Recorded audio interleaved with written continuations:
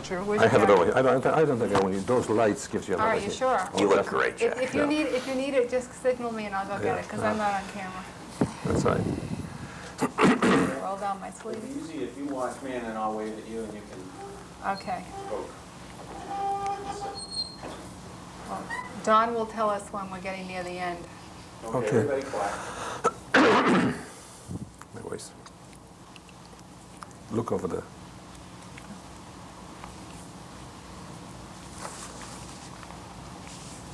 Oh, is this a test? No. This is it. Okay, I'm sorry. Jack, could you please tell us your name, where you were born, and the year you were born, and the place that you were born? My name is Jack Kornhauser. I was born in Wieliczka, Poland, 14 kilometers outside Krakow, in 1924. Could you tell us something about what your community life was like? And our town was a small town. We were less than 1,000 Jews. And my father had a sheet metal factory. We had 8 people working for him. We had a pretty good life before the war. When I was 3 years old, I was sent to Hebrew school. When I was 7, I started public school. My grandmother had a farm until 1936. Then they did not allow Jews to own farms. This was the Polish government. The prior to Polish the war. government, right, did not allow the Jews to own farms. And my grandmother used to still get the milk from the farm. And she had a store. It's different than it's here. They used to sell milk, butter, and cheese.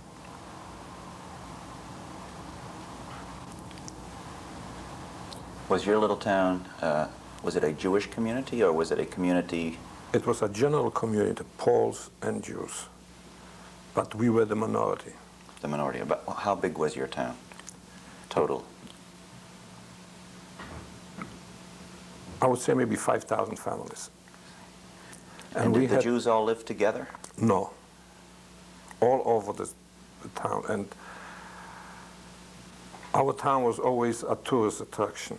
We have the biggest salt mine in Europe, which it still is now.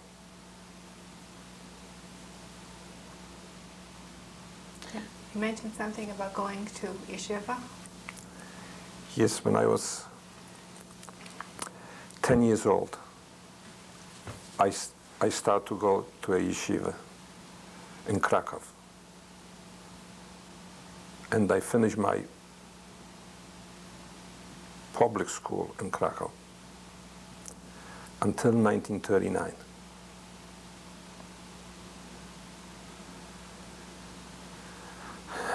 Were you 16 when you finished your public school? 15. 15 in 1939. In 1939. And how long were you at yeshiva? I was 3 years. In the morning I used to go to public school, in the afternoon to yeshiva. And prior to 1939, what was the relationship of the Jewish community with the surrounding Polish people, your neighbors? Up to 1936, it was good, because the Marshal of Poland, Józef Piłsudski, he was, I would say, a friend to Jews. My father used to fight in the First World War in his brigade, and he received a medal from him, the First Brigade, which was a high medal in Poland. And we had all kind of privileges on account of this. But in 1936, when he died, everything changed. My father lost the position that he had up to that time. And the anti-Semitism was real bad. We had problems when we went to school. They used to beat us up all the time. In particular, when it came before Easter.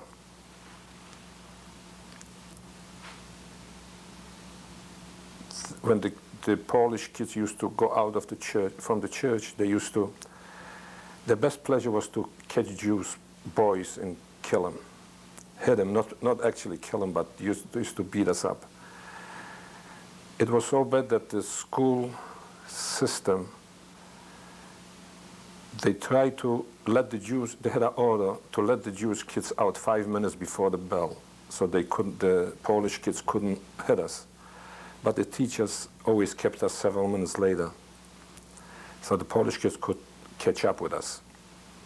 The worst part was in a Palm Sunday, when they used to leave the church with the palms. We could never go out in the street for that day, because they used to hit us with the palms, beat us up. That thing was every year. And they used to put big signs up on the buildings. Don't buy in Jewish stores. And we as kids used to paint over the word don't. And that went on until 1939, when the war started. Then they had an open hand to do anything they wanted. Tell us some of your first impressions of the war starting and what it was going to mean to you. When the war started, I was in Krakow, 1939. My father, 2 days later, my father and we came back home. We had a house in Wieliczka. And 5 days later, my father and most of the Jewish men ran away. They tried to go towards the Russian border. And they walked for 5 or 6 days, I think. Somehow they couldn't make it. And they started to go back home because he left a family for 7 children. I was the oldest one. The youngest brother was 5 months old. This was 2 days before our New Year's. I was on the marketplace and I saw a truckload with soldiers. I didn't know who they were. They jumped off the truck and Polish men and kids surrounded them, and they start to give them out, to pass out candies and cigarettes. To me, they looked like Superman, tall, high boots, with machine guns on the side. I went home fast. By the time I got home, I saw my father sitting and soaking his tired feet in a pail of water, and I forgot all about those Germans. And my father held my 2 youngest brothers on his lap, and we all 7 of us surrounded him. Within a half an hour, we had a knock on the door. There was a Polish guy, his name was Mazurowski, who used to work across the street from us, came in with an assessment. And my father spoke a perfect German. I could understand a little bit that he asked about our children, 7 children. And he said to my father, "Get ready, I'm going to take you to work." And when my father was ready to go, the Poles said, point a finger at me, he should take me too. At that moment, a guy came in who was a German refugee. He stayed in our house for a whole year. He slept next to me in my bed. Next to my bed he slept. And the Pole said to him, "Here you got another Jew." That refugee walked over to the assessment and he showed him an ID, and they saluted each other, "Hi Hitler." He was a German spy. he was not a Jew, he was a real German. When he heard the Poles told the German to take me, he grabbed me by my neck and he threw me in a back room and he shut the door. He took my father, the Pole went across the street in the place that he used to work for many years. He took a father, a son, and a son-in-law. They were bakers. They were still in the white aprons with the knives cutting bread. They went all over town, wherever they could find a Jew. They took him up on the marketplace and they drove off someplace in a certain direction.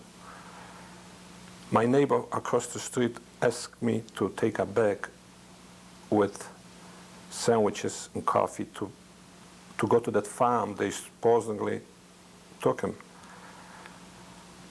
I walked a few kilometers outside the city and there were two Polish kids who went with me to school and they asked me where I'm going, and I told them. He said, all those people are dead. The Germans killed them. I couldn't believe it. I mean, for one thing, I never saw a dead person in my life, and I couldn't understand why they would kill innocent people. But they took me up to that place, that little forest, and they were laying around that little for 7 at a time.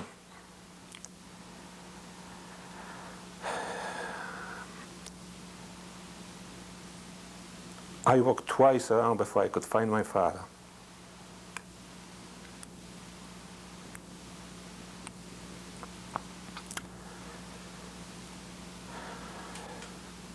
He had a bullet in his throat here.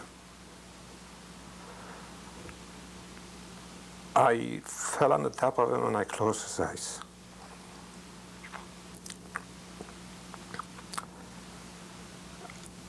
I could still hear his last breath.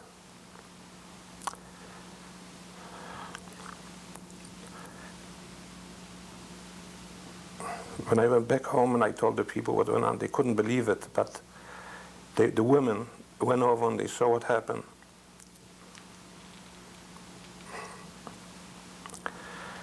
The next morning, the city gave us horses and wagons, and we put all the bodies up, and we took them to the Jewish cemetery. The whole road was covered with blood.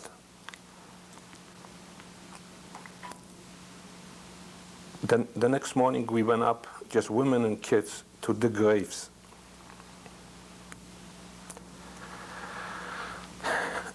Those Poles who walked with these Germans to show where the Jews are, they came over with bottles of beer and they had a ball looking at what went on there. And anyhow, we couldn't dig the graves. It was too hard for us. The women paid them money and they dug one long grave, and we didn't let them touch the bodies. We were dragging them down to the grave and we buried them. Later on, a few days later, it started to normalize. A lot of people came back. And many people from other cities, which like Warsaw and Krakow, they knew that they're going to be ghettos in the big cities. But in our city, I don't know how they knew, but there won't be any ghetto, it was never a ghetto in our city. And they used to rent any place that was an empty store or a cellar, any place they moved in. With the time, there were over 15,000 Jews living in that city. This is in Krakow? In Wieliczka. In Wieliczka. Yes. Krakow was the city that was a big ghetto there. At least the people took all their possessions, money and whatever they had, and the business started to go little by little. They started to open small businesses. And then the Unimaginable was formed. The German gave the orders to the Unimaginable, and they told us what to do. Every Jew had to go to work at least once a week, just sweeping the street, fixing highways, cleaning toilets in schools, and I think that was just to degrade us.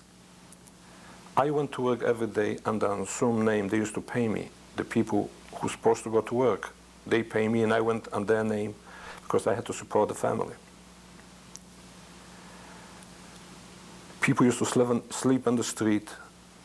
There was hunger, sicknesses. It was It was awful. The city was so many people. I never saw so many people. Nobody could imagine that in a small town like this could be that many people. Now, in the beginning there were 1,000 Jews. Less than there. 1,000 Now there are Jews. 15,000. They're yes. coming from all over. From all over. Just an account because they knew there'd be no ghetto in the city. Ghetto. By November 1939, the UNRWA had an order, they need 100 people to send them to a camp, to Pskov, outside Dembitz. This was my first camp. They gave us a blanket in a winter coat, and when we came to that camp, it was snowing already, it was cold. There were barracks without windows. Every night, another guy had to give up his blanket to cover the windows. And I was assigned to build sewer system in a forest, all the roots underneath. That's all we had is a shovel and a pick.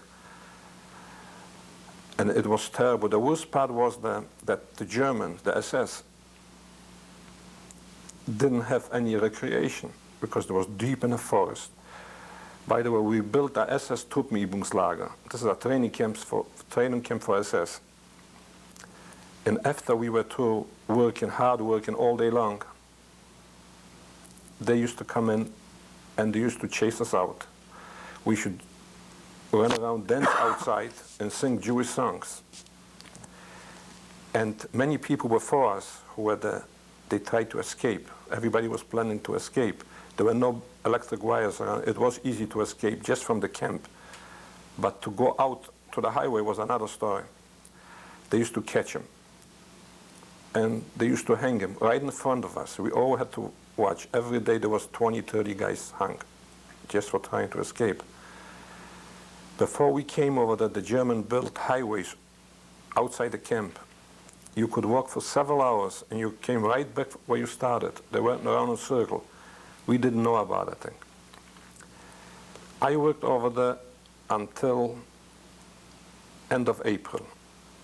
And I said I got to escape because I'm going to die anyway. It wasn't possible to work in the sewer system the way I worked. There was one incident. I had a friend of mine. Somehow the guard took a liking to him, and we were used to be jealous of this kid. I was 15, he must be 14 or 13 years old. He used to, when he got packages from home, he used to give him food, extra food. One day we were sitting, it was on a Sunday, and we having our breakfast, a black coffee with some piece of bread.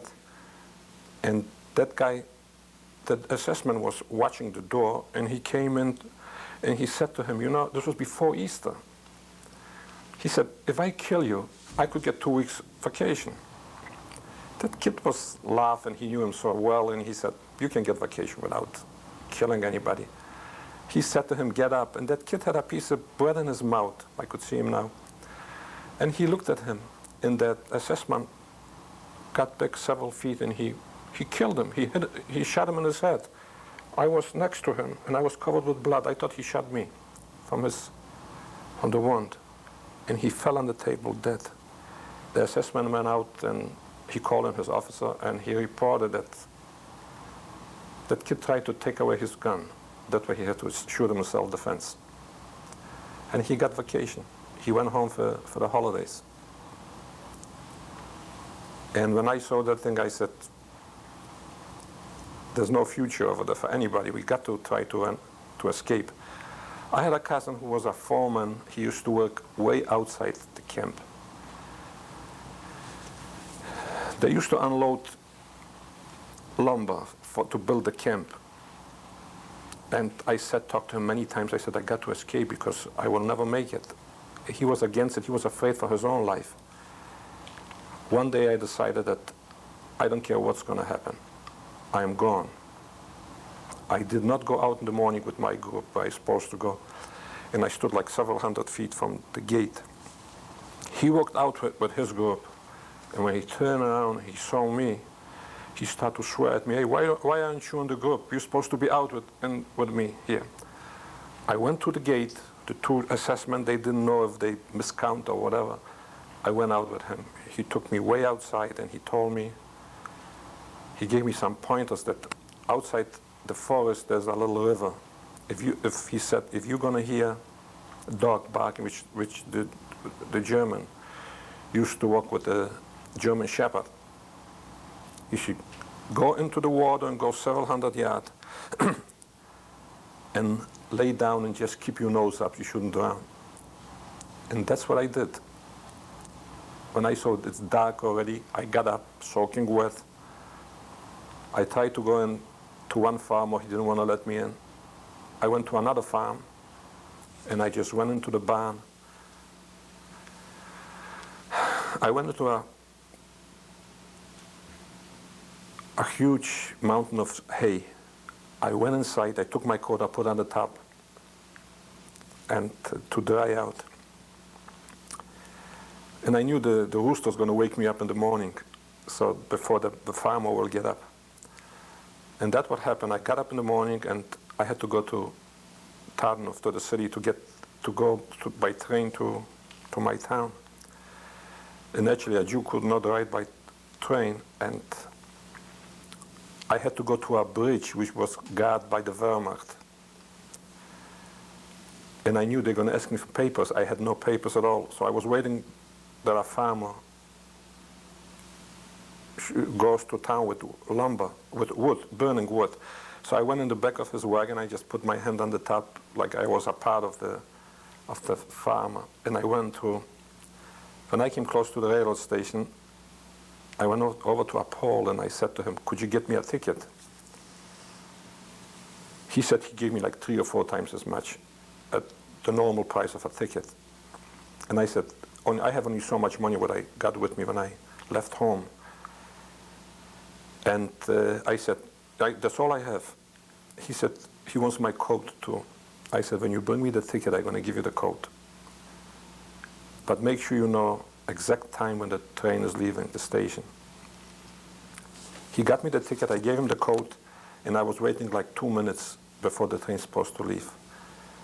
And I kept running fast, and I had my ticket in the hand, and I showed to the German guard, and I said, I got 1 minute to go. He let me by, he didn't check me. And I went on the train. 2 stops before the city, I got off. By the time I went home, the police already notified my family that I escaped. I couldn't sleep in the house anymore. I just slept every night in a different place. It got summer, I slept outside, any place I could find to sleep. And I went right back to work. I didn't have to work for myself anymore because I was not legal in the city. And I used to pick, naturally I work every day. And several months later, it was on a Friday night. There was a curfew. We couldn't walk in the street. So I was sitting near my house. My house was in a corner with my sisters and brothers. And I was talking to them. And all of a sudden, 2 Polish policemen came from around the corner. I was a little too slow. I got up fast, but they grabbed me. They asked me, what's your name? I don't know until this day. I said, my name is David. They looked at the list and they said, where's Jacob? I said, he's in the camp. He said, no, we have him on the list that he escaped. And then they talked between themselves. They said, we have to pick up another, I don't know how many guys. And he said to me, I want you to come over tomorrow to the city hall and tell me exact date of birth from Jacob, and we want to have that thing registered. I said, sure enough, I'm going to be there tomorrow morning. The minute they left, I took off. I went to a Jewish cemetery outside the city, and I stood there for 2 nights and 3 days. Even during the day, I was afraid to get up, walk on that cemetery, because outside the cemetery there was a monastery. And I was afraid any priest or nun shouldn't see me, because I was afraid maybe they're going to turn me in if they see me there. After this, I came back home, and I still went to work, and I didn't sleep in the house. Within a short time, there was rumors that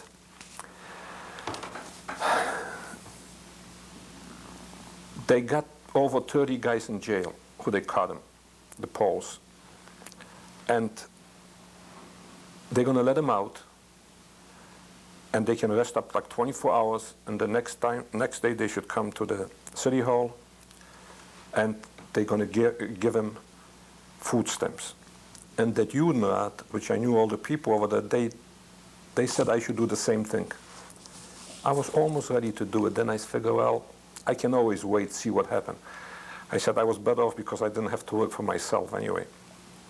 Just for money I worked to support my family. The day came and they let them all out. They rest up a few days, no, 24 hours.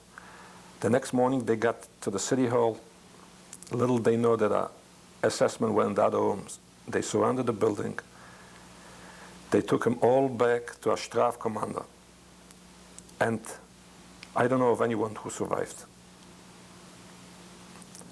Then I went back, then I went to the Judenrat and I got my food stamps.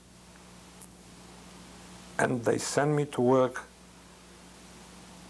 to Krakow. I had a pass to go to work to Krakow. The first job what I had was in the post office. I had to shovel coals into the cellar. We were 4 guys. 2 guys were shoveling, and 2 had to, inside the cellar, had to clean away the window. One day it was bitter cold. I didn't have clothes. And I saw on the second floor there's a little toilet with a radiator. I was always dreaming to go on over there for the 15 minutes we had in between. And I did. One day I went over there and I shut the door. And the minute I shut it, I heard footsteps outside. The Germans have special nails in their shoes, and I knew it's a soldier. And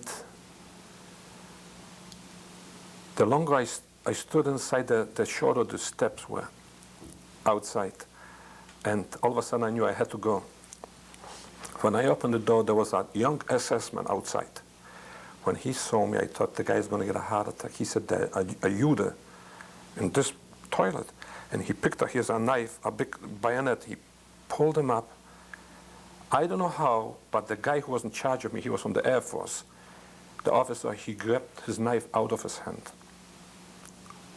Until this day, I don't know how that guy got up there to the second floor.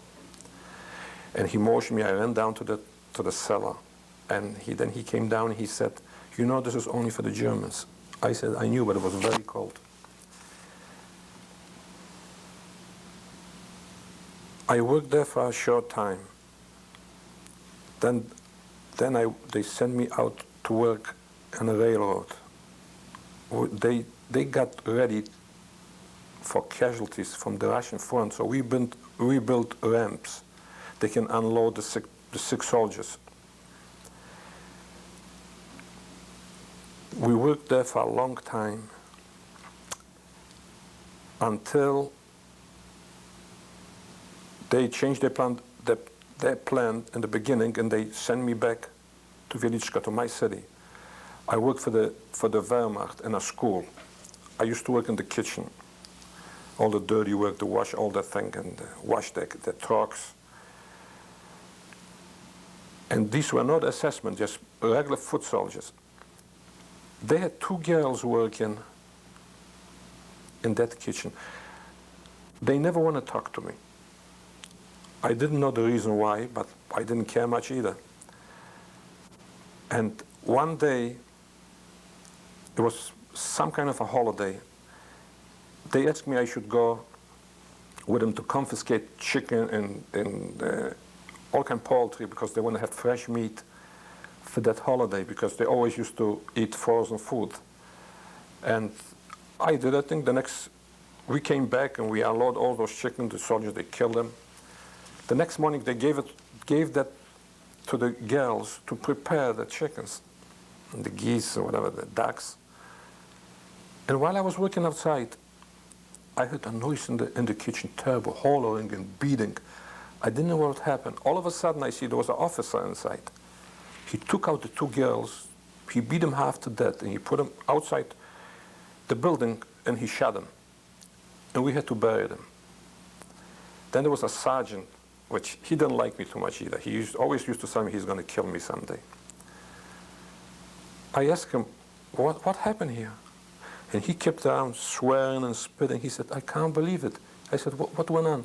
He said, the two girls were Jewish, and they fooled me all that time. I said, how did you know they were Jewish? He said, when the officer came in, they plucked the feathers. He said, only Jewish people do that thing. He said, they're supposed to take the chicken, put it in hot water, and take the feathers off.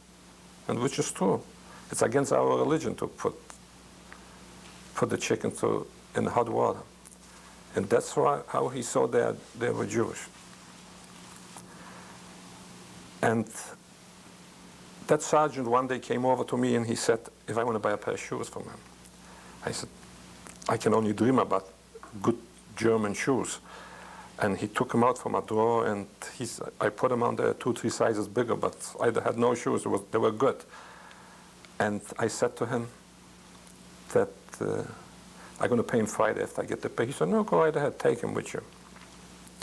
I put the shoes on. When I went outside, I went straight to the mud to cover them up, and nobody should see I have new shoes. But then he started to steal shoes, and he used to give it to me. And I used to sell it for him. I knew if they ever catch me, I told them they're going to catch me. I'm going to tell them that you gave them to me, because I don't want to be killed for that thing. This was an awful thing to say to us soldier, but I didn't want to do it, but I had to do it. As a matter of fact, after I left the job, I still owned him for 3 pairs of shoes. Then I got called back to Krakow again. They gave me the pass. I worked another 2 months. The beginning of 1983. Sorry, not 83. That was 83 already. The beginning of... Sorry, it was 43. 1943. And one day I went back, as I usually did. I went back to the station to go home. The guard looked at my pass. He puts him in his pocket. He said, you can't go back to the city. He said, the city is Judenrein. They killed all the Jews, sick and women and children, and all the other people they sent away to Majdanek, to the gas chambers. I couldn't go home, and I could not go to the ghetto either. I had no pass to go into the ghetto. I couldn't even go to the city. But I had no choice. I had a little hat with a visor. I put him down in front of my eyes. I walked to the whole town of Krakow, and I went to the ghetto, and I went to the outside. I was waiting the outside until some certain groups go in, back from work, and I just stepped off the sidewalk and I walked in with them. The ghetto I never saw in my life, something like this. There were hundreds of thousands of people. They were dying in the street. They were living in the street. Kids, women. There was no room for anybody. The first thing I was looking for food, so I asked where there's a kitchen, a public kitchen. The guy gave me some work. I had to wash the big pots and pans, peel potatoes. The next day I was so miserable, I said to myself, I have nobody. I lost everybody. I have no clothes. I have no place to go. Was it Wieniczka? That Krakow. was now Judenrein. Judenrein. Wieniczka. You couldn't go back. Couldn't go back. There were no Jews anymore. Could you tell us, Jack, what happened to your family? I really don't know. I know they got all the children. They took up. I know there were over 2,000 people. They took up on the cemetery and they killed them. They shot them all and they put them in a big mass grave. And the rest they sent out to Majdanek. And I went out from the kitchen into the city, into the ghetto. Within a few minutes, two policemen grabbed me, and they took me into the station. I knew either they have an order to pick up 100 Jews and put them against the wall and machine gun them, or send them out to Auschwitz. I went to the backyard, the yard over there, and I was laying down, and I was really miserable. And all of a sudden, I start to feel with my hand soft dirt near the fence. And I made believe that I'm sleeping outside, and I dug myself out. And I went out, back to the kitchen. But meanwhile, I met a few guys, which I knew from before. They were behind the wires. I figured the next day I'm going to look again. I don't know why I did the thing, but I went. And I see a woman is outside the gate, outside the fence, and her husband is inside. And she's crying, has nobody to support her. She had a little child with her. And I went closer to him and I asked the guy, do you know where they're going to send you? He said, the rumors are they're going to send me to Vilichka, to the city where I come from, to pick up the Jewish properties. I said to the woman, you stay here. He was just about my size. He had some underwear and some food. I said, if I'm going to try to get in to exchange for your husband, I wanted that food and the underwear because I had nothing. I went back to the police station. I said to them, before I said anything, the guy recognized me right away. You were here yesterday. I said, look, this is not a point. I would like to exchange myself for the other guy. He has a wife and a child. I could go, and I have nobody. I would like to get in. We exchanged. I went in, and he went out. And sure enough, the next afternoon, it was in the morning, in that afternoon, they took us to my town. My Polish friends, who they knew me, the first question was, are you still alive? This was the first question. But anyhow, I went, they took me to the Jewish Community Center. There was nobody from my town. I showed them where it is. And they needed some mattresses, the straw sacks. And they asked me if I know where the hospital is. I said, I took them to the hospital. We couldn't find a clean mattress without blood. We were 40 guys. And we got the 40 mattresses, and we went for the sheets into the closet. There was a doctor hanging inside. He committed suicide. In another closet was a nurse hanging on a rope. We cut him off and we buried him outside the building. And we went back to the community center. We laid out all the mattresses. But when I was in that hospital, I picked up one mattress and I found 5 gold pieces. I knew they were gold, but I didn't know what it was. I put it in my pocket. When we were all done, I went to the officer in charge. He was not an assessment, they were the gendarme. They have the blue uniforms with a plate here. And I showed him, I took 3 of them and I showed to him. And he said, where did you find that thing? I told him in the hospital. He said, did anybody see it? I said, no. He said, these are Americano dollars, the 20 good dollar pieces. He said, if you're going to find some more, you give them to me. And this guy always took me with him wherever he went to work. He was in charge. There was one place that next door, a friend of mine, we used to go to school for 4 or 5 years. He used to sit next to me. I found a pair of boots. They had holes in them, and I asked the guy to take him to a shoemaker to fix the soles. And I'm going to pay him whatever he wants. We had a lot of money that we found over there in the city.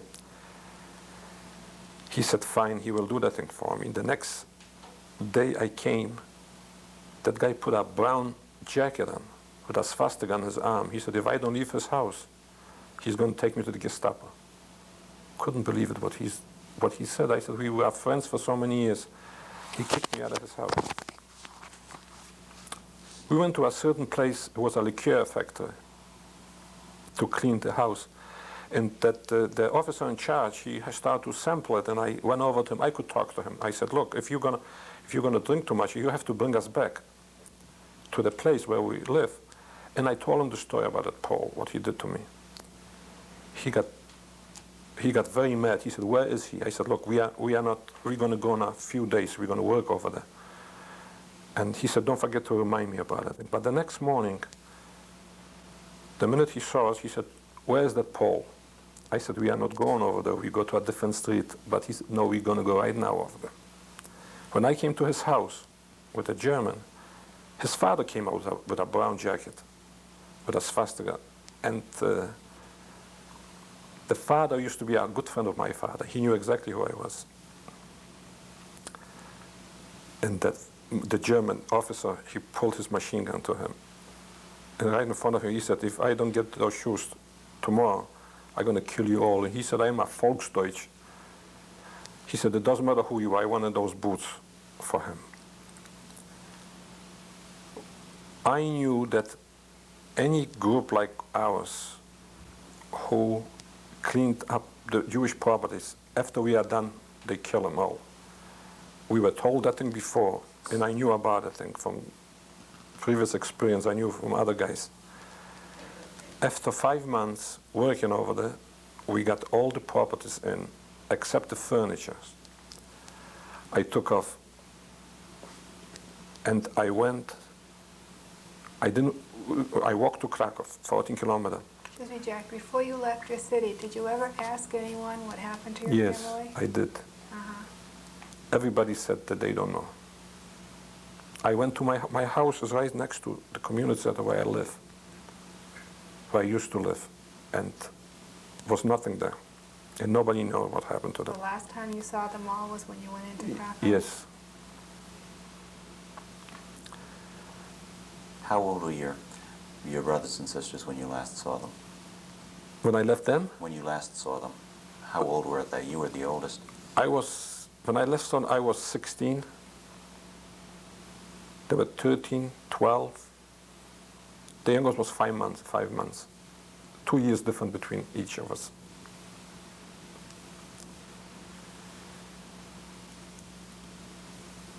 And when I went back I had a choice, either go to the ghetto, illegal, or go to a camp, a forced labor camp. I decided to go to a forced labor camp better than to the ghetto. And I did the same thing, because usually Jews could never walk on the sidewalk. And when I walked as a non-Jew, I always used to walk on the sidewalk. When I came in near the camp, there was a group going in. It was like 6 o'clock in the evening. I just stepped off the sidewalk and I walked into the camp. And I looked for the guys who used to work in the railroad where I used to work before. And the next morning I went right out to work, because people used to die all the time. The camp commander, his name was Miller, Unterscharführer Miller. Anybody who came in to that camp with a name Miller, which was a very common name in Poland, he personally took him out and he machine gunned whole families. He said, no Jew will ever have a name like a German has one. He was a maniac. Now when I picture him, he was under drugs all the time. He used to take drugs and he used to drink a lot. He had a guy who was in the maintenance in his camp, in this camp.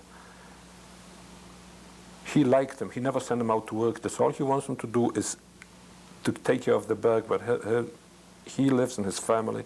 He was an electrician. He was everything. One day when he got drunk, he took him out. He never did anything until we all came from work, so we could all see what he's doing. And he put him against the wall and he shot him with a rifle, not with his gun. And he said to us, "This is a dum-dum bullet. This is the first bullet that the German have a new weapon." It ripped his whole head apart. And naturally then we buried him. 2 days later when he got sober, he called us, roll call. He wants to know where the guy is. So whoever was in charge over there, the order people, the police, they told him that you killed him 2 days ago. He said, "It's impossible. I like the guy." We had to take him out of the grave to show him that he killed him. One day, it was on a Sunday, we were sitting after, in the morning we had to clean the camp. We were sitting near the wires were not electrified. And we noticed a guy, a German, in civilian clothes, is walking towards our camp with two girls in the front of him. And he has a gun in his hand and he beats him, he pushes him, and they beg them. We didn't hear from far away what went on. When he came close to the camp, he said to the guard he wants to go in. The guard said, no civilian people can go in. This is only for prisoners. Unterscharführer Miller came out and we could hear the conversation. He said that those two girls are saboteurs. They had the period, so they took a towel, a dish towel, and they ripped it in half. And this is German property and they should be shot for it. Miller's wife heard it, the story. She came out and she called Miller in, and anyhow, he said, okay, I'm going to take care of these two girls. But he would like to get into the camp to see it, but he didn't allow him. He took him in the back of the barracks and he shot twice, and he didn't kill him. And that civilian guy, he was happy about it, that he thought he killed those two girls. And there were little camps all around us, small. They used to work, or they used to belong to our camp. And we used to switch around workers, in and out, back and forth. One day when we went, I used to work outside, and I had some money with me, which I brought back from the city. And all of a sudden there was a typhoid fever epidemic in our camp. And 1, 2, 3, 4 barracks were full of sick people. At night when we used to come home from work, we used to take out the dead people and bury them outside the windows. And that they just put lime over it, and just bodies one on the top of the other one. I used to buy cherries where I used to work, and we used to cook just to feed the sick people with the water. And we all knew we were going to get sick. One day I was at work and I had high fever, terrible headaches, and the engineer, the German engineer, he looked at me, he knew what happened. He said, lay down behind the fence until at night we can take you back to the barrack. That's what happened. When I came to the barrack, and there was no doctors, no medication. There was like an orderly, like a male nurse, I would call him. That's all they had, a thermometer to check the temperature. And he said to me, you find yourself a bunk. And all the bunks were full. I saw a young kid was laying in the bottom bunk, and I could see any moment he's going to die. After he died, I just rolled him over on the ground and I lay down in his place. When the little light went out, there are millions of bed bugs. They almost ate us up alive, in the nose and the ears all over. I couldn't stay in that bunk. I rolled off to the floor, and I went near the window. Was a bucket that everybody used to go. I was laying there for 3 or 4 days. No food, no medication. And after 4 days, they told me I was laying there 4 days. When I woke up, I looked at the ceiling, I said, my God, I think I'm dead. And I was so happy that I died. When I turned around, I saw the bucket. I said, oh, I'm still alive. I asked the orderly to take me out. It was summertime, just to put me outside the barrack. And I was laying in the clean air. I was there for several days, laying outside. They used to feed us with spinach, just spinach. They used to cook spinach with the sand.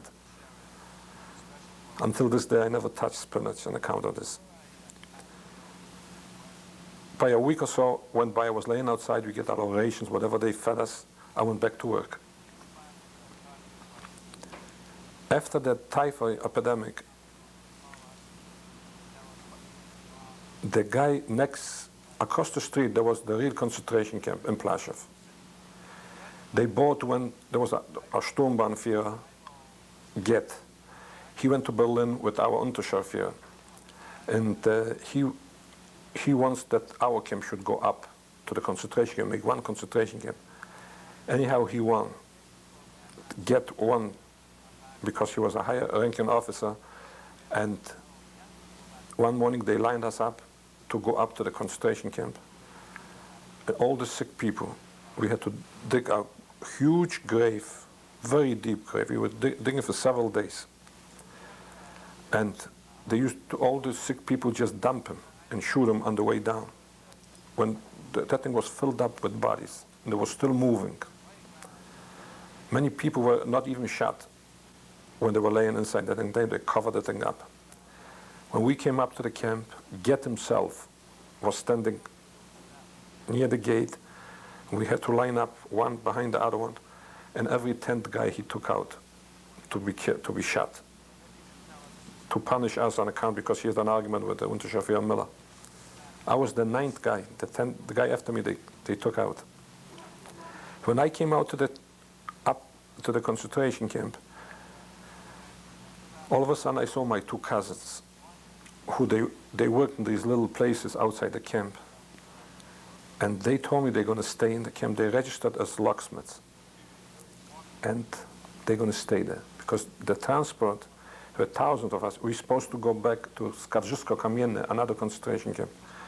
They used to make ammunition. And I figured I want to be with somebody from my family. By the time they shipped everybody out, those 2 guys disappeared.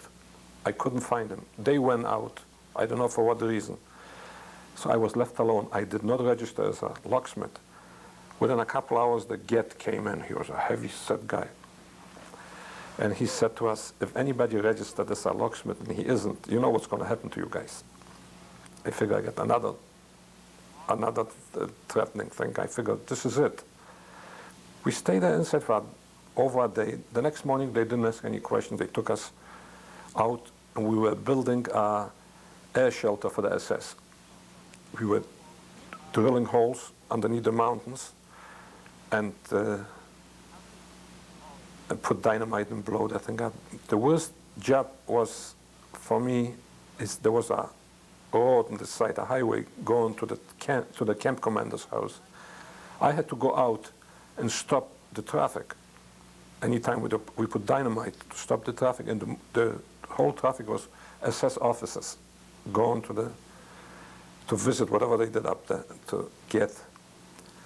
And anytime I stopped them with a piece of rag, the 2 SS men from the side with machine guns, before I could explain to them what it is, anyway, they could hear the detonation, and then I said, you can go now. That camp was terrible. Not only we didn't have enough food, but they stole whatever we were supposed to get. They gave us half portions in this camp.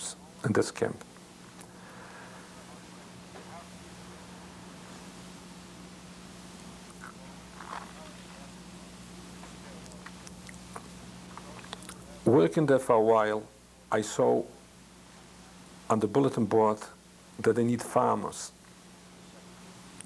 I said to myself, I'd do anything to get out of this camp. I was picked to go, after I registered, to an Air Force camp. We did not go to any farm, but we went to work in a camp. They used to lay telephone lines. We had to lift these heavy posts, carry the bundles of wire. There were 10 people couldn't pick it up. Very hard work. And we worked there a short while, and they asked if anybody's a carpenter. We were the first Jews working that camp. Usually the Air Force used to do themselves, the Luftwaffe, but now they got us to work for them. And so they needed a camp commander. So a major from the Air Force was supposed to come with his wife, his family to live there. And I registered him a carpenter. I figured it's better than to carry those heavy posts. And I worked with our sergeant. We built the barrack, and we covered the roof. And when it came around to a chimney, to cover the chimney up, I don't know for what reason, when he was working, I said to him that he's not doing the right thing. He's going to leak. The water's going to go in. He looked at me and he said, "You telling a German officer he doesn't know how to do it?" And he kicked me off the roof, and I was all black and blue. I went back to the barrack. The next morning I went to work, he gave me the worst job. I had to go deep in the hole when we was digging, water half deep, and he sent me to the worst job all the time because I told him that he doesn't know how to do it. The next Sunday, after we were through working in the backyard, it started to pour. It was pouring terrible. And we were all sitting near a stove, and all of a sudden they called my name over the loudspeaker. Everybody's looking at me. What did you do? I said, I don't know, I didn't do anything. Anyway, the sergeant walks in, and he wasn't mad anymore. He was like smiling. He said, remember what you told me? He said, the camp commander want to kill me. He had all new furniture, and the water's coming in. I said, well, we're going to wait until it will stop, the rain will stop. He said, right now. He took 4 guys with a heavy canvas, and I worked on the roof for 2 hours. I cleaned everything up, and I fixed the thing. I went back to the barrack. They called me again. I figured it's not good. The water's coming in again. But then he said, he walked in, he said, the camp commander wants to see you. So I asked him, does the water's coming? He said, no, you did a good job. He gave me a loaf of bread and a square piece of margarine. And he looked at me and said, you did a good job. We got back home and back to the barrack, and we had a party, everybody was eating. The next day, the sergeant said, you're working with me now. He gave me the easiest job in the camp. I used to hand out insulators with tapes and all kind of, it was a nice, easy job. Going back, before I went out to that camp, while we worked up there, they used to kill Germans too, not only Jews, in that camp. One day, the second in command was Scheid, was his name. He brought over a tall guy. We knew it's a German. High boots with a nice suit, civilian. It was a Gestapo. And he took him up to on the hill, and he took out his revolver and he shot him in his head. He called me and another guy, we should undress him. We undressed him, we pulled the boots off, and I noticed he has a wedding ring on his finger. I pulled off the ring, and it was snow somehow at that time on the ground. And when I saw him coming up the hill, I dropped the ring in the snow. But then I picked up with a wheelbarrow, and I felt I had the ring with me. So when I went back to that camp, to the Air Force camp, I went out and I sold the ring. He let me do whatever I wanted, that sergeant. And I used to bring food into the camp. Everybody gave me money, and I used to bring in the food into the... Then we had by 4 girls working, women, Jewish women working in the kitchen, in the German kitchen and in our kitchen. 2 of them escaped.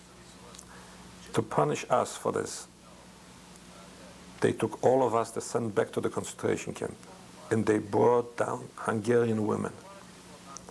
They said the Hungarian women cannot speak English, cannot speak German, so they won't escape. We came out up to the camp. The next morning, they gave us another job. They lined us up. We went to work in SS Bonarka, they called that place. A guy, a SS officer, picked us up on the gate. And we walked down, he looked at us, and he lined us up. The first day, he goes all around at us. Then I was always in the back because I was the tallest. Then he called me out. He said, he calls me the langer. The langer is the long person, the tallest guy. I should come over to him, and he said, I'm going to be the one to supply water, drinking water for the Germans and for us. We had water enough to clean the machinery, what we worked on, but not drinking water. He used to give me a guard, a German guard with a machine gun. We went several hundred yards to our well to bring water. When I came over the first day, I see near the well there's food. There's bread, potatoes, there's bottles of milk. I looked at the assessment, I said, I'm here the first day, I don't know anything about it. He said, he knows it. And there were 2 Polish kids in the site. They came over to me, they asked me, where are the other guys? I said, I don't know. And anyway, he told me the whole story, what went on. The guys used to bring him sheets, tablecloth, towels, exchange for the food. I said to them, I don't know anything about it now, but I'm going to find out tonight. But meanwhile, I'm taking that food. I brought that food back. At night, I found out that there were women working in the camps. After they killed the Jews in certain cities, they took all the properties. They brought into that camp and they sorted things out. All the good stuff went to Germany. And the rest, whatever they did with it. And those girls used to supply us all the cloth we needed to bring out to exchange for the food. And that's what I used to do every day. I knew the day before we came, they took all the 40 guys. They took them up on a hill and they machine gunned them for black marketing. They cut food with them, on them. And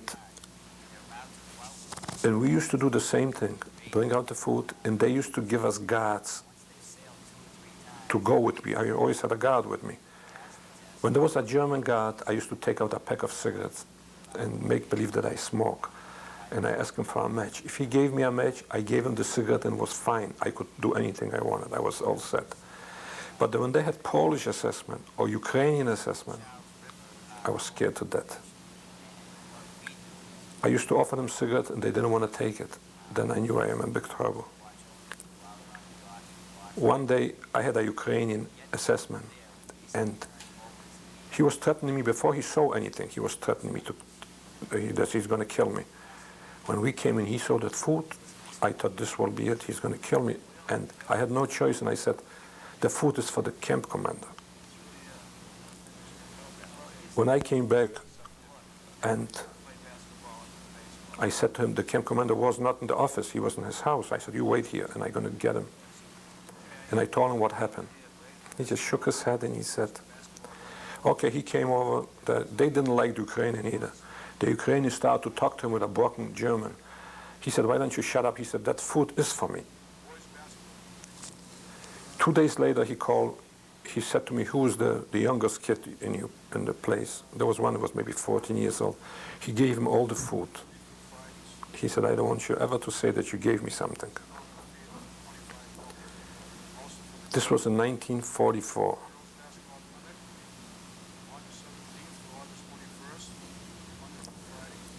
One day, it was in a Saturday night,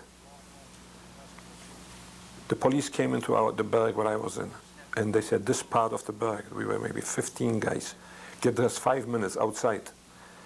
We got dressed, they took us on trucks, and we were riding maybe for 2 hours. We came to a railroad, it was a railroad crossing, and I saw a train over there. From far away, we could see there's a train. The last car was derailed. And they took us, we should put the car back on the tracks, and there were Jews from Holland. I talked to them in German. I asked them who they are, and they told me they are from Germany, from Holland, and they go to a farm in Majdanek, the gas chambers. He said, the last 2 cars, they said, it's our property, our suitcases, and everything, what we own. And there were no cars in the back. This was their last car. We put the car on the track, and the assessment and the police, the camp police, told us that next morning, Sunday morning, we don't have to get up to go to the roll call. They're going to report that we are 15 guys, they work all night. We came at almost daytime. And we slept. We were very tired from that work. But 10 o'clock in the morning, two policemen, 2 Jewish policemen, the camp policemen came in with whips, and they started to hit us. We didn't know what. I said, they told us we can stay here. He said, get. The camp commander, he's not, we are maybe 25,000 guys. Everybody is waiting for us.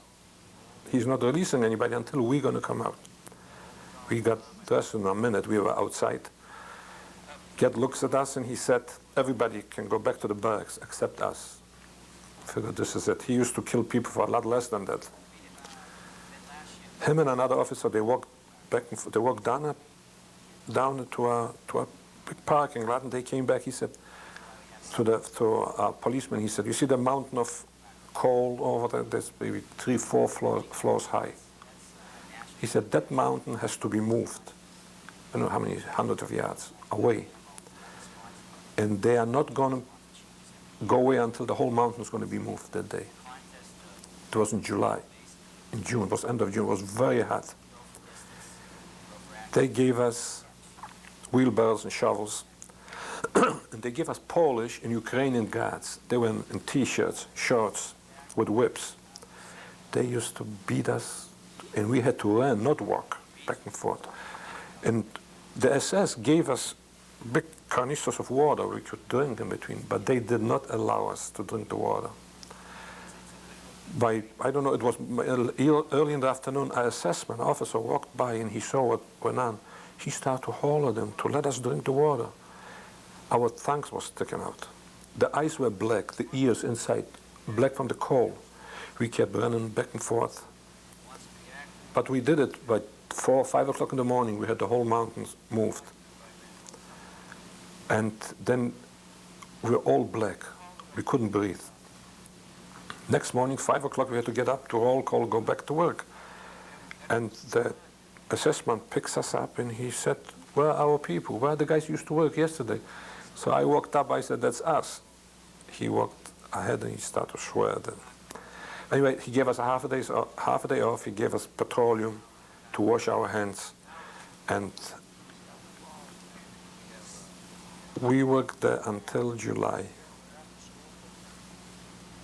1944. One day before we went back to the camp, he used to take us back to the camp.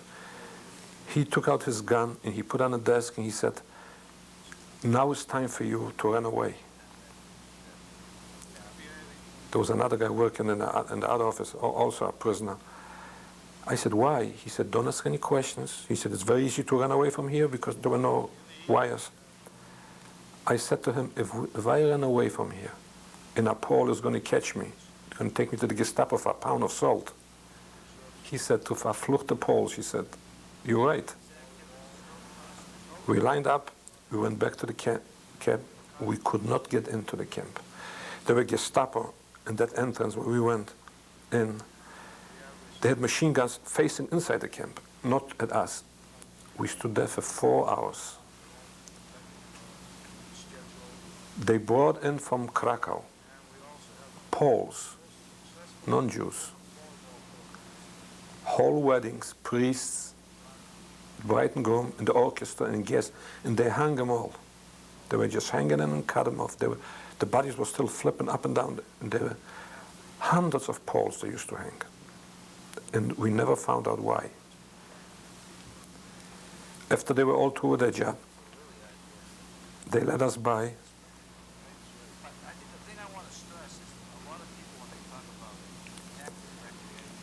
And we went straight to the cattle cars. They were waiting for us.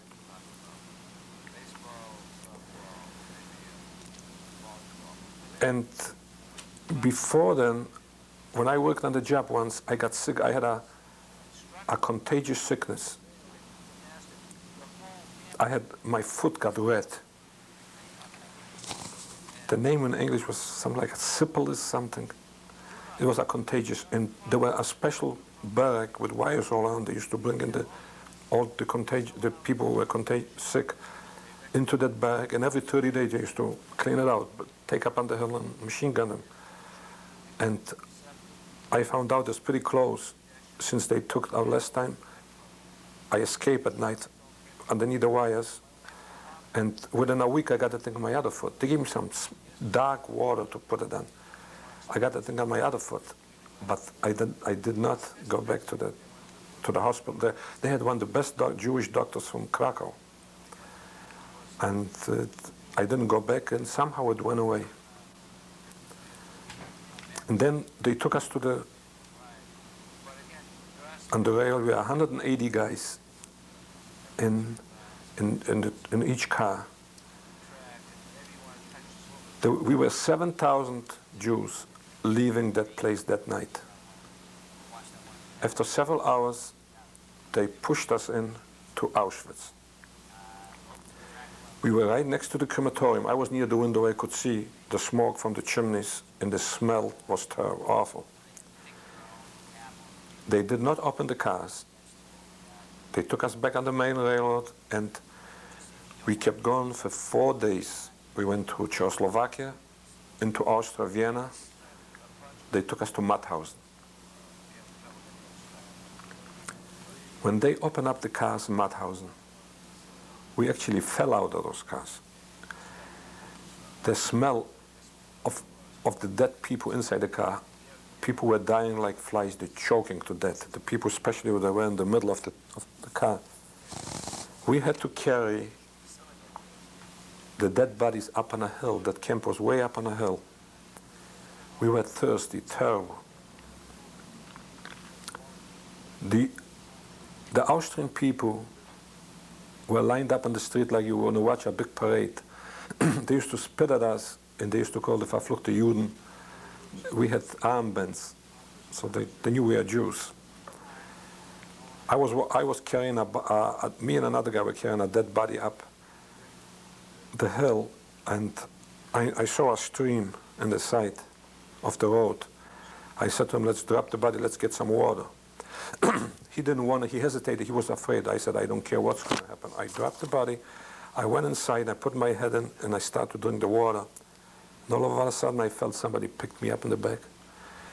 There was an assessment. He picked me up, and while he threw me down on the ground, he hit me with a butt rifle, with a rifle, and he broke 2 teeth. These are the only 2 teeth I have missing. He broke them in half. We came up to the camp,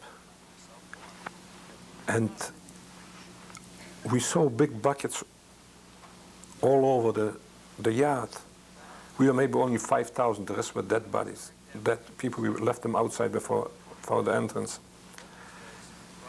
Were these 5,000 men, or were there women? Men and no, only men. Just men? Men. There were 35 kids with us too, children.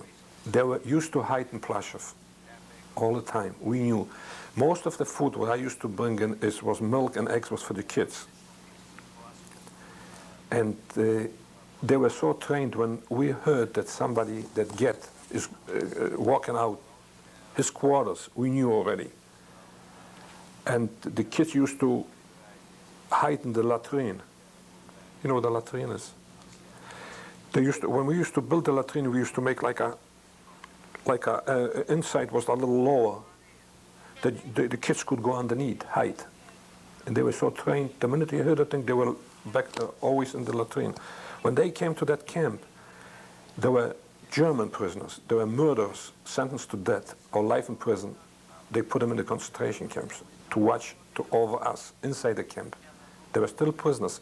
They had green triangles. We were political prisoners. We had red triangles. When they saw those kids, they got wild over them. They didn't see the kids for 20, 25 years. They used to bring in milks and chocolate. They had a lot of food, even they were prisoners. And they were playing with them for several hours. Then they took them away and they sent them to the gas chambers with all the older people. We were told that 50 guys are go to work, will be assigned to work, and 50 guys are going to go to the gas chambers. Me and my friend, we tried to figure out in which 50 to be. But the minute the guys used to go in, we didn't see them. But we saw from far away, guys are walking, all shaved, the hair shaved, with underwear, just an underwear. We didn't know these are guys from us. They're the same guys we came in here. And there were barracks close to the place, the roll call place. And I saw a guy was washing the floor. He just changed the water. He had the mop inside the pail. I jumped over the window and I put my head in and I drank the water all the way down to the pail, to the mop. And later on we were told that we should not drink the water because we're going to die from drinking the water. I didn't care anyway. We knew we won't get out alive from that place because many prisoners told us that any Jewish people who come to that camp, they go straight to the gas chamber. And we believed them. We had no choice. We waited, me and my friend waited until we were maybe the last 100 guys. Everybody was processed already. We had to undress completely. And they put a number with chalks on our bodies. We didn't know what the number meant. But there were maybe 10 guys with clippers. They used to cut our hair all over. And with my luck, I went to the wrong guy. I was kicked out. I went to another guy. They shaved us off. They cut the hair with a clipper, and in the center, they shaved us off a 2-inch strip, shaving, to shave. And that's how we went through. And they gave us the underwear. These were underwear they took away from the Russian prisoners. Their underwear they gave us. And now I knew that we are the same guys where I saw them before. They put us in 3 barracks, 5,000 people. We were sitting in each other's lap. The first night, we had to go to the bathroom, so I walked out and I couldn't go back.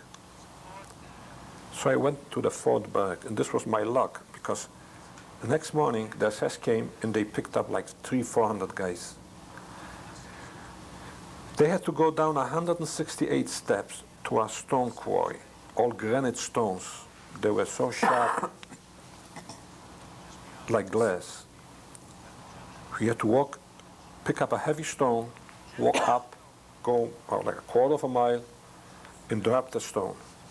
Go back 3 times a day.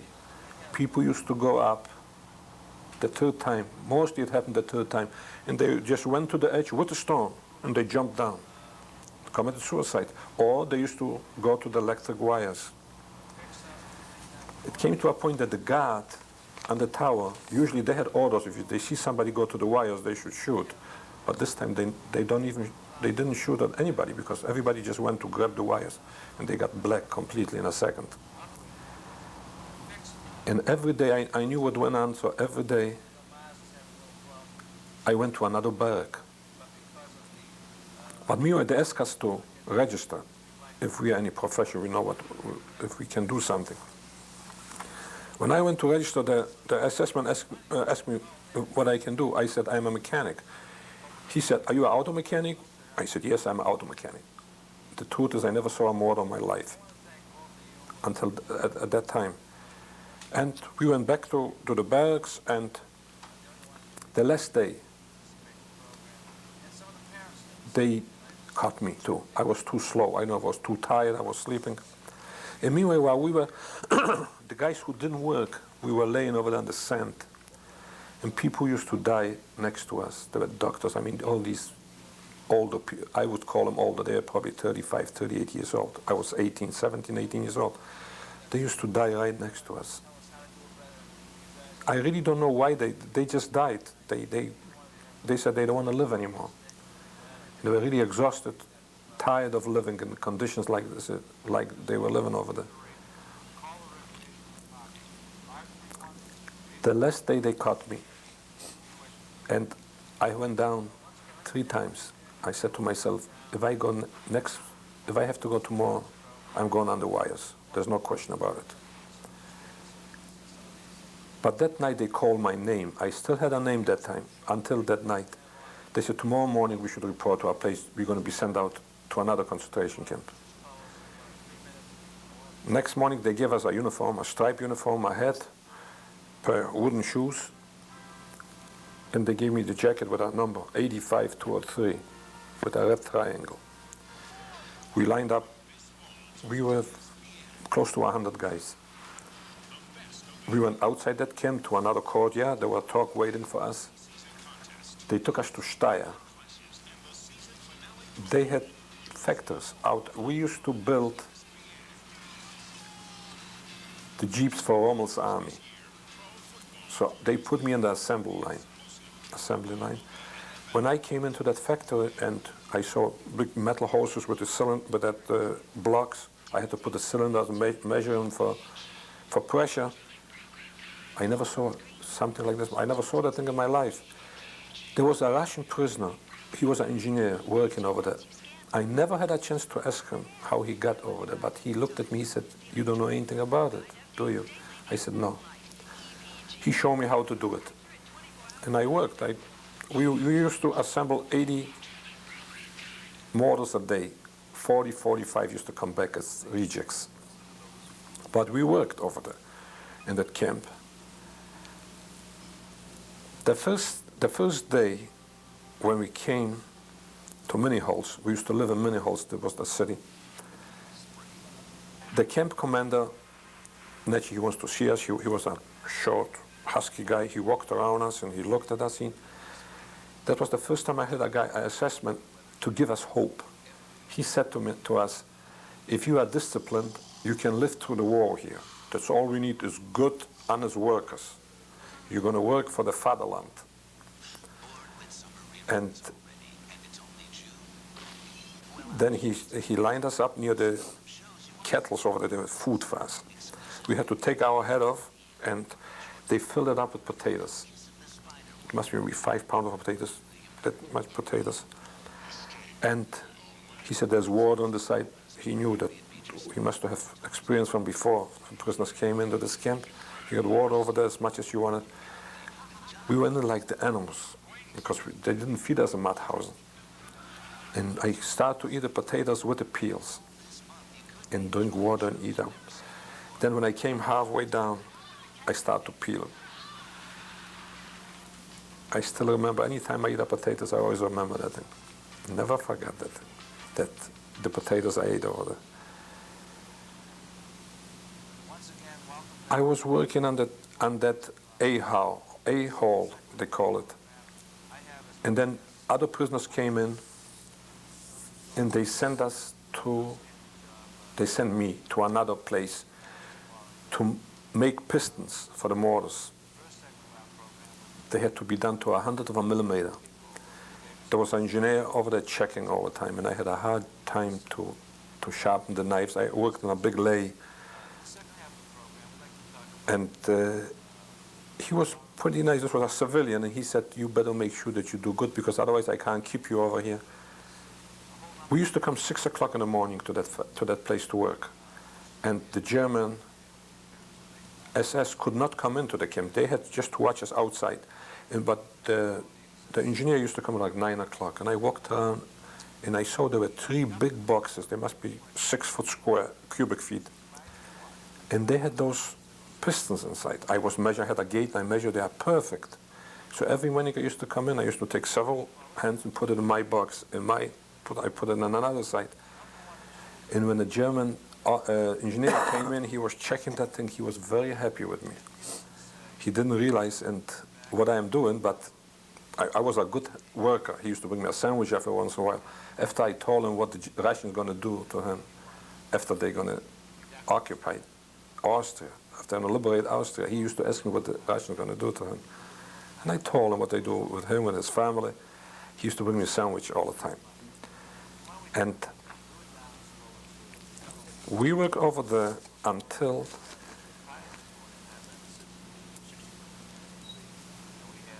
February 1945.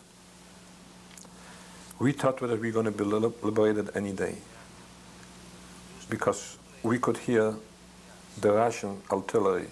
They took Vienna already. That engineer used to tell me what went on outside. But they still shipped us. We had to walk. It was a dead march. We walked from Steyr to Gusen. We walked for 2 days in snow. On the way in, we stopped only when they were feeding the Germans. They were fed very well, and they were dressed with hood, fur coats, and we had only pants and a shirt.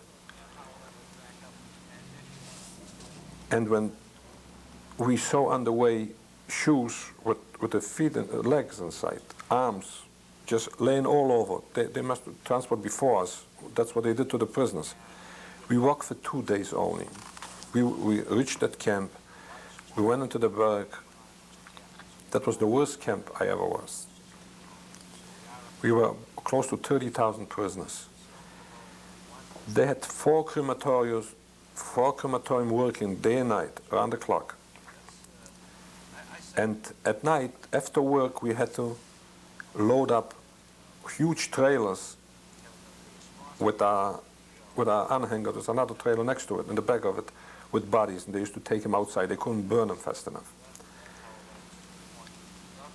They sent us to our factory. They sent me to our factory. We used to make the barrels from the machine guns, from these German machine guns. I used to drill them. We used to work on English machines. Machines were made in England. And we had like 6 barrels one time we had to drill.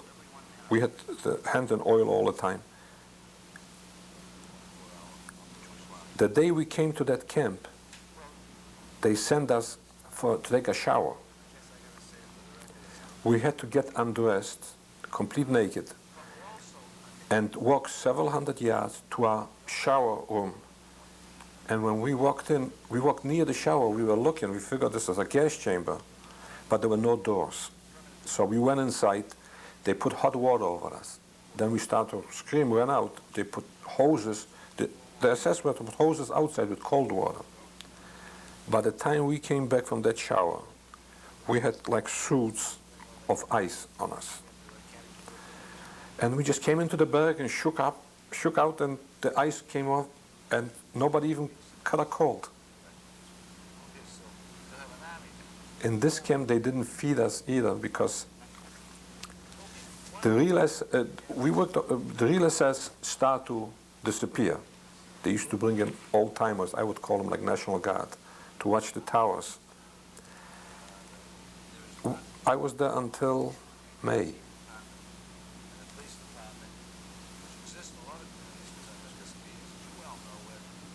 Three days before our liberations, they told us that we can shave off the head. I mean, we don't have to have any more stripes in the middle.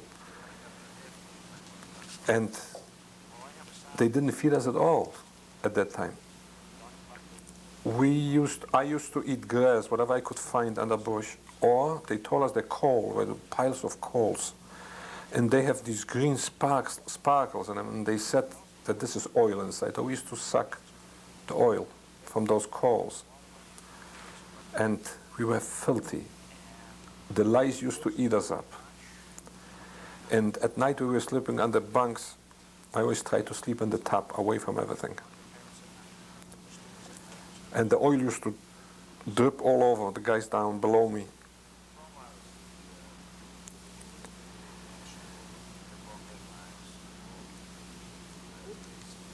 When we were in Steyr, I have one little story about Steyr. Like I told you, they knocked my teeth out when I went up to Mauthausen. When I came to Steyr, they gave us as our block Ältester, I mean the guys in charge of our barrack, number 2, they gave us a Pole.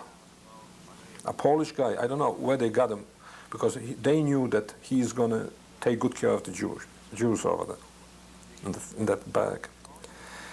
So by a week working in Steyr, I told the guy, I was bleeding every day from my cheek inside. It was all pus from the teeth were sticking out.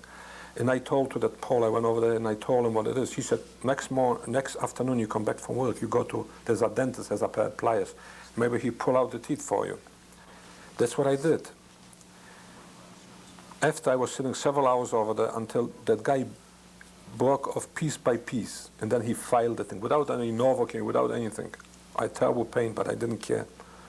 When I came back with a piece of paper in my mouth, near my mouth, that Paul grabbed a piece of board and he started to beat the hell out of me. And I couldn't explain to him where I was. He said he was waiting, so I just went to ran away and jumped over the window and went outside. But then it was the curfew, even in the camp, we couldn't walk when it got dark. When I came back, he said, where were you? And I told him, I said, I tried to tell you where I was. You sent me over there. So he just kicked me, lovingly.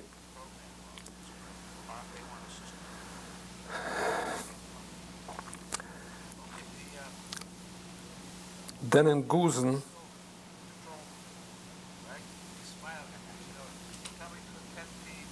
after we shaved our heads, and we tried to, there was no water, the war was bombed, the American was bombing the water system, and there were long troughs in the sinks, and the bodies used to just lay inside, and the bodies all over, dead bodies. I remember I washed my hair from the soap, and the bodies used to, on both sides, swim towards me. I used to push him away. On May the 5th, 1945, it was pouring that day. And we just stood outside to be counted, the roll call. People used to just to drop, they couldn't stay that long. And it was, I was standing, our group were 100 guys, 10 by 10. I was tall, I was always in the back. And I was facing the main gate. It was 5 minutes before 5 o'clock, there was a clock on the gate. A jeep drove in, and a black guy, and all of a sudden he got up on the top of the jeep. I thought he's dirty. I never saw a black man in my life. And we couldn't see the star because the Russians have a red star on the jeep and American have a white one. But he was right on the top with 2 guns, and he was motioning to the guards to unhook the machine guns and throw them down. And that's what they did. And he just cut the wires, and he took all the guns, the machine guns, he put them in a big pail, and he burned them. And the old-timers, the Germans, they got off the tower, and we were soaking wet. And I said to one guy, he said, I want you to take your coat off, I need a coat. He took his coat off, a brown coat, and he gave it to me.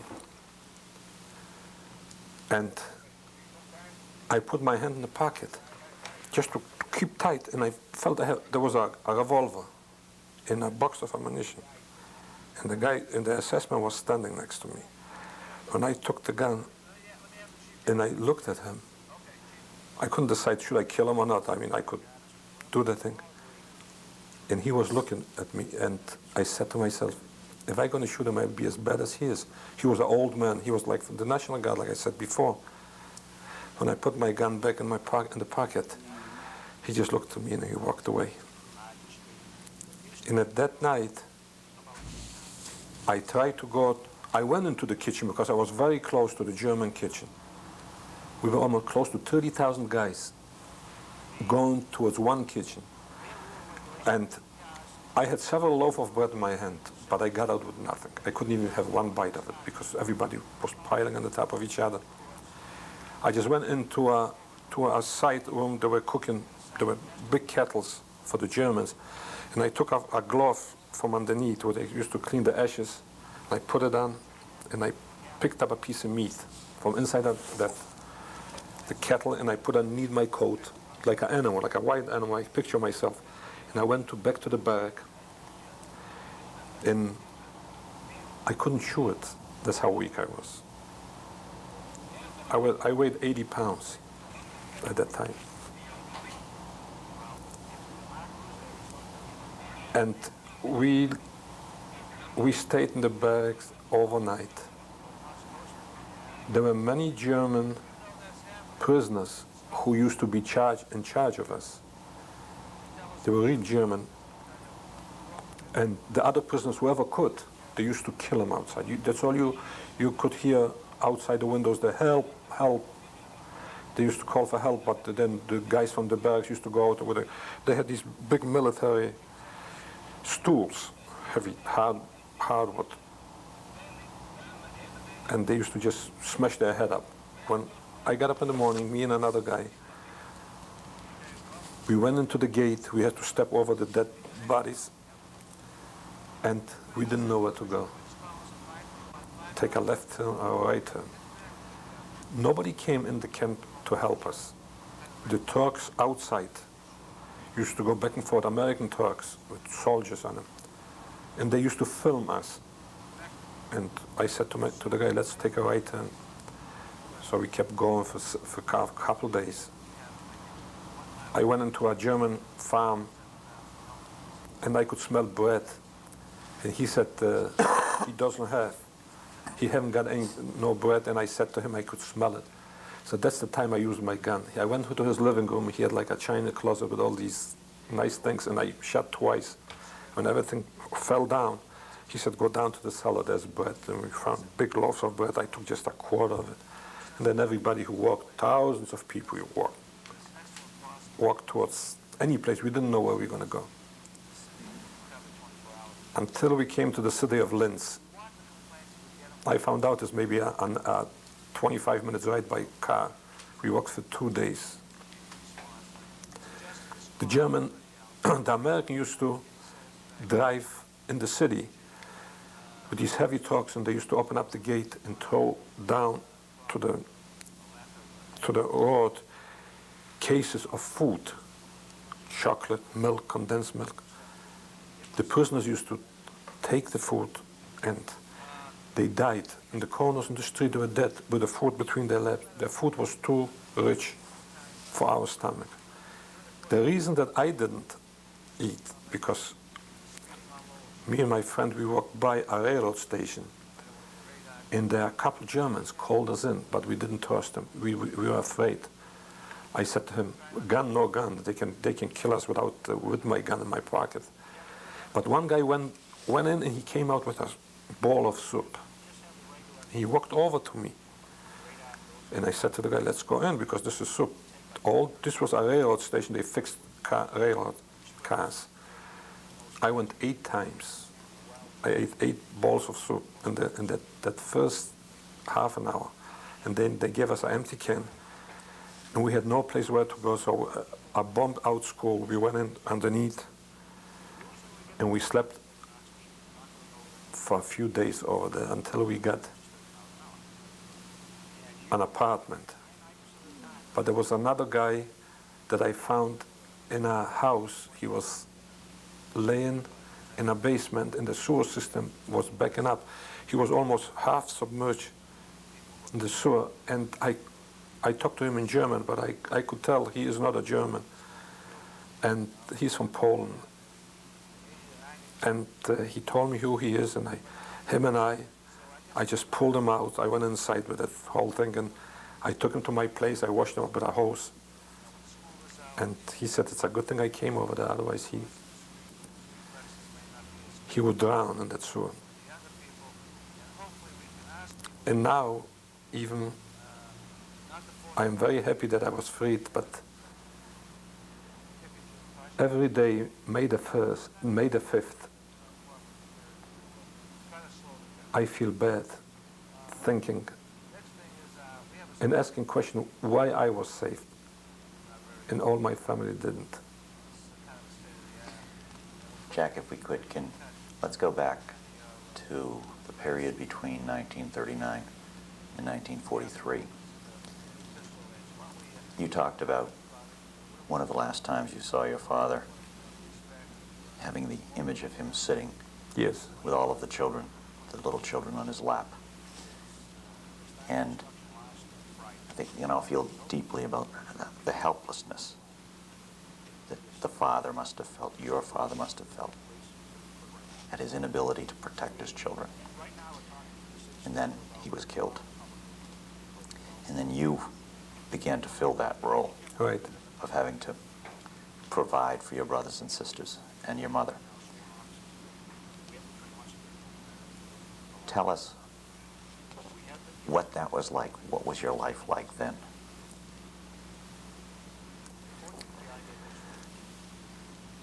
You see, I walk around with a guilty conscience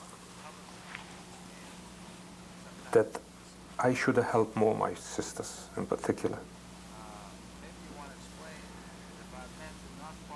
They were walking around without shoes in the winter time. And that thing is killing me right now. The truth is, I just worked to have enough bread and milk we could buy on the black market. And I couldn't help him.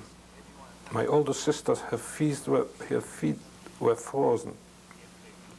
She got gangrene. And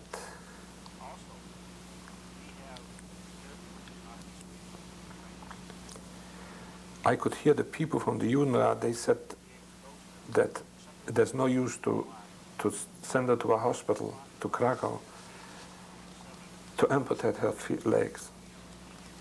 I overheard that thing, and that thing is,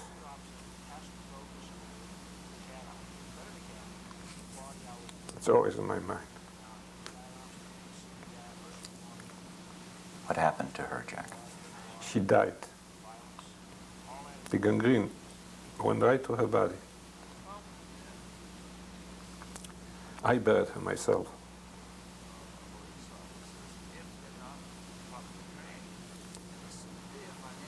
And I worked whatever I could. I mean, as much as I could. I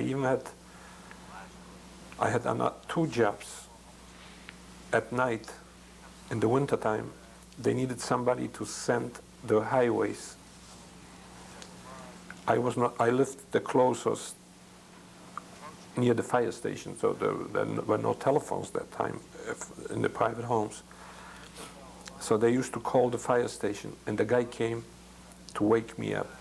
And I had a pass that I could go at night. Even the Poles couldn't walk at night. I didn't have any clothes. And I used to put newspaper on me. And I had gloves from socks, old socks with holes in it. I used to take the ID, what I had, and I used to put in the hole for my sock, and I used to walk on the street. When I could hear the Germans, I was so trained I could hear them coming. I used to pick up my hands and walk. And they had the huge flashlight, and they came over to me, and I used to point, I have the ID up there, that pass. They used to read it, and they used to let go, and I used to get paid for it, just to support the family. And even the summertime, when anybody in the city, if they need a doctor, a Jewish person need a doctor, and they used to come, somehow the word came to me that they need a doctor, and the Polish doctors used to charge 100 times as much as normal.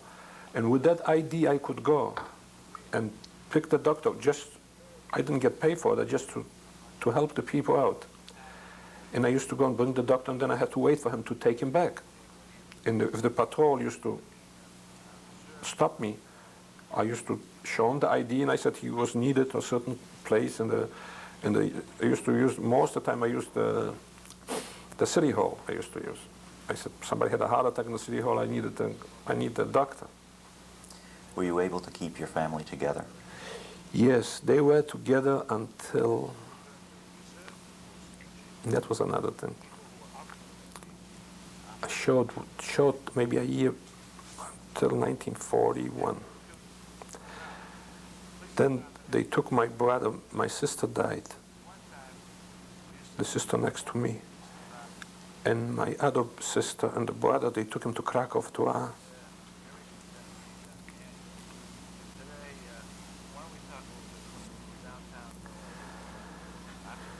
house where they kept children over there. And I knew they were going to kill him, because every once in a while they used to clean this house. They used to come with trucks and just throw him off the windows, and big trucks, and just throwing them actually through the windows and send them away to the gas chambers. And I couldn't do anything about it. It used to bother me all the time. Who took them to that house in Krakow? I think the Judenrat. You didn't take them there? I didn't know. I didn't take him there, but I saw him once only. You visited them? I worked in Krakow at that time, and I saw him once. I don't know what circumstance it was at that time, and I wish I could dress him, or put shoes on their feet, but I couldn't. How old were they, Jack? Well, they were 12 and 10.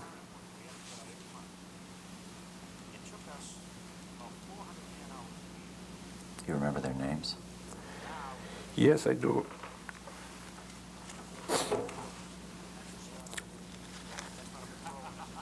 My older sister was Rose, they call it. Rose, but this is a Polish name. I'm going to say it exactly there. Reisel. She was 13, and Bronia is 12. Mendel was 10, and Isaac was 7, and Srulek was 2, and Bill Williams was 5 months old.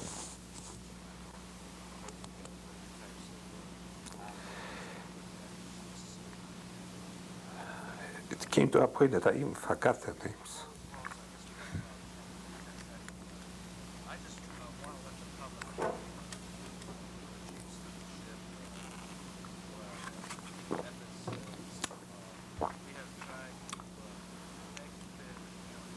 It's a good thing that I can shut it off, otherwise it was driving me crazy.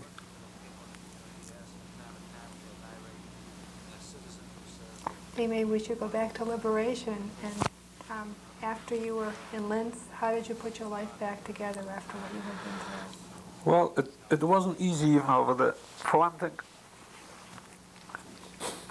I had, well, I lived in the school. The army took over the other part. And I got so sick that I met a Polish guy, an American GI. He spoke Polish. He was guarding the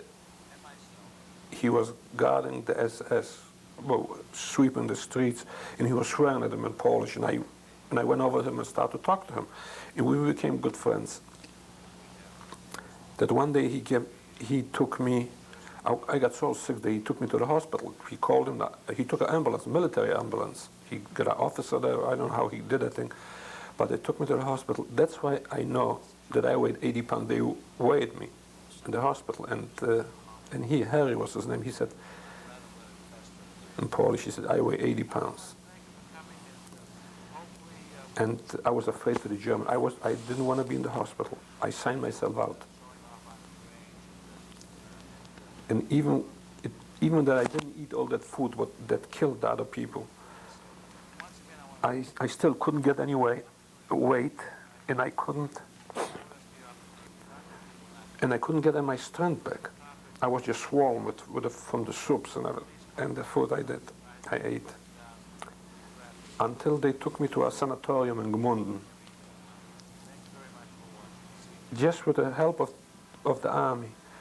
And they said to the German, because I said to the guy, I'm afraid of the German, they're going to poison me. I figured they're going to give me some injections. That was all in my mind. They made the doctors responsible for each of us. We are quite a few guys. That they have to give me all the medical attention and the best care. And they are responsible with their life and every one of us. And they really took good care of us. They used to give us all kinds of injections, medications. I used to argue with them for hours before I got that thing, before I took that thing. They tried to convince me that it's for my health. And they used to wash me. My skin was holes from the lice. I had so many lice and marks all over. Not only this, I had blisters in my back from when I used to work in the camps in the biggest heat. So I had blisters all over, and we used to take needles and just punch them, and the pus used to go out, and the skin used to shrivel on us. And they really took good. I was there for 3 months. And after I got out, I was still very skinny, but I got my strength back. And then we were in those camps, and then I had a big disappointment with that soldier, with that Harry. One day we went at school and he points out outside the street. He said, you see those 2 guys walking there? He said, these are 2 Jews. He said, nobody wants to have anything to do with them. They're always on their own, by themselves. He said, the only good thing that Hitler did, that he killed all the Jews. It's too bad he didn't come to the United States. I just looked at him and I said to myself, my God, this is my liberator. And I left the place and I never saw him again.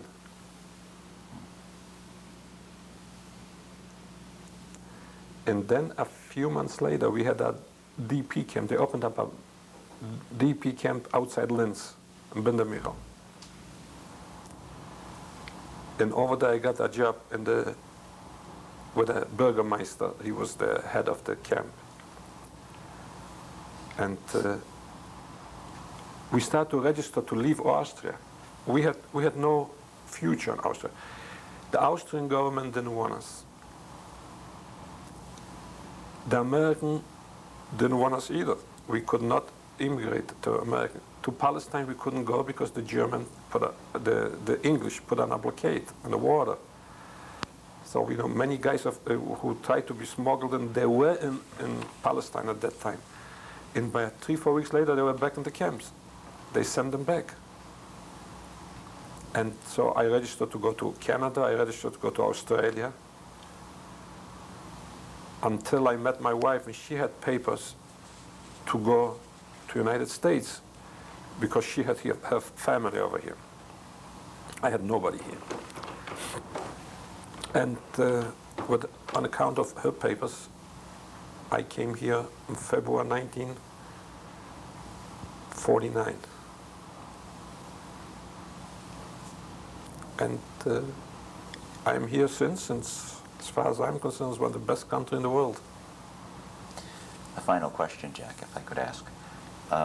Early on, you discussed your fear of being seen if you had escaped in Poland by a priest or a nun, and the fear Yes. that they might turn you in. Tell us a little bit about your perception of the Catholic Church's role during that period. Even before that period, the anti-Semitism that was in Poland, as far as I'm concerned, is only the church is doing it. They are teaching,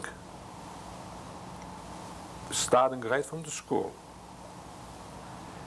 You see, we were born between the Poles. We lived with them. We went to school with them. We were never recognized as Poles. We were always the Jews. And I thought maybe I was wrong and I didn't understand exactly what went on before the war. 2 years ago I went back to Poland, and that confirmed exactly that I was right what I saw. I went to a monastery,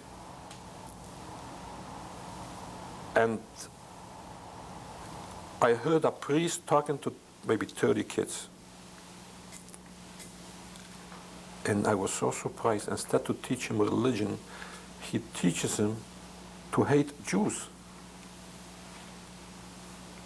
I went to another room and I saw a picture with a coat, a long robe with a hood, and there's a big Star of David. And he tells those kids that this is the Jew that crucified Jesus. Then we went to another room, and the coat was over there. I got real mad and I called over the priest. And he was really surprised that I was speaking Polish to him. And I asked him, did you ever ask those kids if they saw a Jew in their life? He said no. And I looked at him, he's in the early 30s. I said, did you ever see a Jew in your life? He said, no, I didn't. I said, how come you teach him to hate somebody they don't even know whom to hate? They're going to go out in the street, they look for somebody to hate. And he just looked at me, he just walked away. He went to other priests and he was talking to them. He tell them what I said, and they point a finger at me. I figure, I'm not afraid, I'm an American citizen now, so he can't do a thing to me. So it's actually, even now, there are very few Jews in Poland, and they are still teaching anti-Semitism. I will never understand why. And they have an official paper in Poland.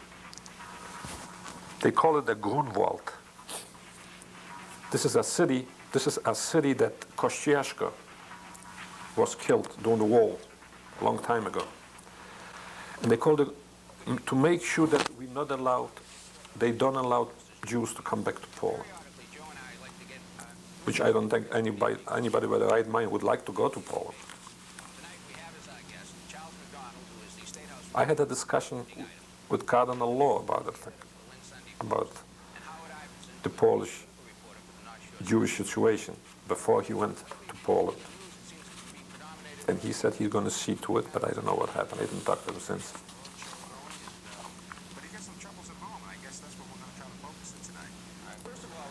And I don't know if this will ever change. Poland was always anti-Semitic. And even that we are in Poland since the 13th century. And we came over there because the Polish government asked us to, want us to be in Poland. Kazimierz the Great was the king at that time. He sent out missionaries to get Jews into Poland. And the anti-Semitism was that time not as much as now, but now it's, as far as I'm concerned, it's a disease with them. Instead to teach somebody religion, to be nice to people and to live between each other, they are teaching still now anti-Semitism.